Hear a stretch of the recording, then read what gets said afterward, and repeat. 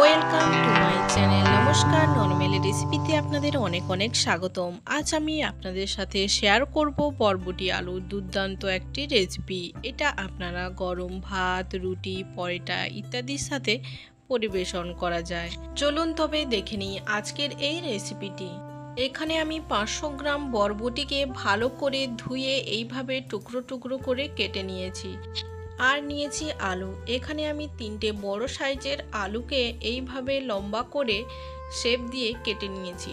আপনারা যে যেমন পারেন সেইভাবে কেটে নেবেন। বরবটি আলুর রেসিপির জন্য এখানে আমি নিয়েছি 2টো বড় সাইজের পেঁয়াজগুলোকে এইভাবে কুচি করে নিয়েছি।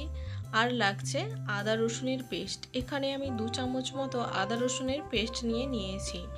আর লাগছে একটা বড় সাইজের টমেটোকে আমি এইভাবে কেটে নিয়েছি। আর লাগছে কাঁচা লঙ্কা। এখানে আমি 5 থেকে 7টা মতো কাঁচা লঙ্কা এইভাবে কেটে নিয়েছি। এরপরে আমি গ্যাসের ফ্লেমটা অন করে একটা কড়াই বসিয়ে নিয়েছি। কড়াইতে দিয়ে দেব পরিমাণ মতো সর্ষের তেল। এই রান্নাটা করার জন্য আমি এখানে সর্ষের তেল ব্যবহার করেছি। আপনারা চাইলে সাদা তেলও ব্যবহার করতে পারেন। এরপরে তেলটাকে গরম হতে দেব।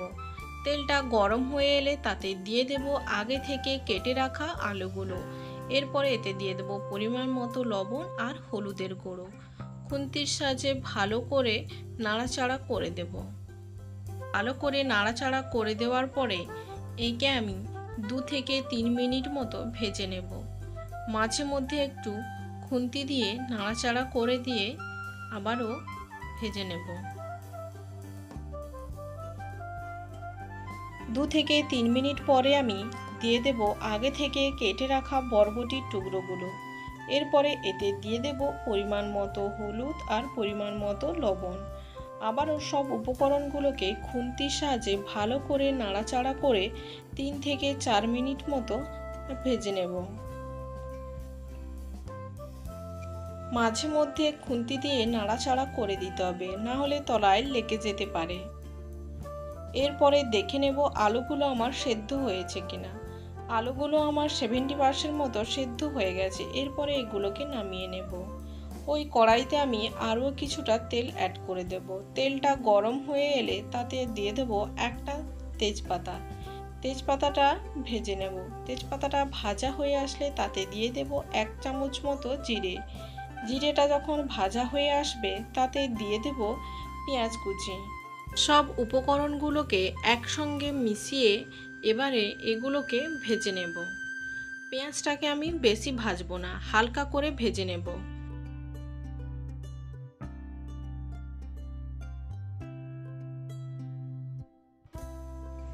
পেঁয়াজটা আমার ভাজা হয়েছে। এরপরে এতে দিয়ে দেব আগে থেকে পেস্ট করে রাখা আদা রসুন।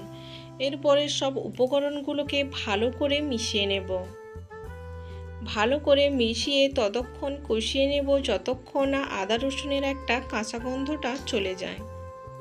আদা রসুনটা আমার কষানো হয়েছে। এরপরে এতে দিয়ে দেব 1 চামচ মতো লঙ্কার গুঁড়ো আর 1 চামচ মতো হলুদের গুঁড়ো। সব উপকরণগুলোকে ভালো করে মিশিয়ে আবারও আমি কষিয়ে নেব। ভালো করে মশলা কষানোর জন্য এতে আমি অল্প কিছুটা জল দিয়ে আবারও সব উপকরণগুলোকে ভালো করে মিশিয়ে 2 মিনিট মতো মশলাগুলোকে ভালো করে কষিয়ে নিতে হবে। 2 মিনিট পরে আমার মশলাগুলো ভালো মতো কষানো হয়ে গেছে। মশলার গা থেকে তেল ছেড়ে দিয়েছে। এরপরে একে খুন্তি দিয়ে নাড়াচাড়া করে এতে দিয়ে দেব আগে থেকে টুকরো করে রাখা টমেটোগুলোকে খুন্তির সাহায্যে ভালো করে নাড়াচাড়া করে মশলার সাথে মিশিয়ে আবারও একে কষিয়ে নেব। টমেটোগুলোকে আমি এমনভাবে কষাবো যাতে 80% মতো কুক হয়ে যায়। টমেটোগুলো আমার 80% মতো কুক হয়ে গেছে। এরপরে এতে দিয়ে দেব আগে থেকে ভেজে রাখা বরবটি আর আলুগুলো।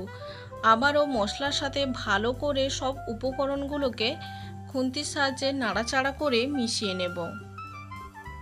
মশলার সাথে ভালো করে মেশানো হয়ে গেলে এতে দিয়ে দেব আগে থেকে টুকরো করে কেটে রাখা কাঁচা লঙ্কা।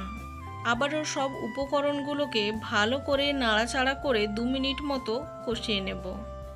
এরপরে এতে দিয়ে দেব পরিমাণ মতো জল। আবারও খুন্তির সাহায্যে নাড়াচাড়া করে দেব।